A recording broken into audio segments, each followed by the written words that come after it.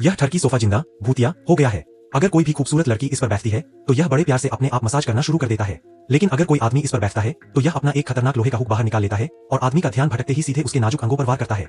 और भी डरावनी बात तो यह है कि इसके बाद यह सोफा खुद ही लाश को भी ठिकाने लगा देता है। लेकिन इस आदमी को इन बातों पर बिल्कुल यकीन नहीं था और यह इस सोफे को कचरे के ढेर से उठाकर घर ले आया। शुरुआत में तो आदमी को लगा कि उसे कोई खजाना मिल गया है, लेकिन उसी रात कुछ अजीब घटना घटी। नहाते समय उसकी गर्लफ्रेंड को लगा कि कोई उसे घूर रहा है, लेकिन उस वक्त घर में उसके अलावा और कोई नहीं था, इसलिए उसने इस बात पर ज्यादा ध्यान नहीं दिया। नहाने के बाद गर्लफ्रेंड सोफे पर अपने पैर रखकर टीवी देखने लगी। उसे इस बात का बिल्कुल अंदाजा नहीं था कि यह भूतिया सोफा उसे पहले ही घूर घूर कर देख चुका है। अगली सुबह लड़की ने अचानक देखा कि फर्श पर मोमबत्तियां सजी हुई है।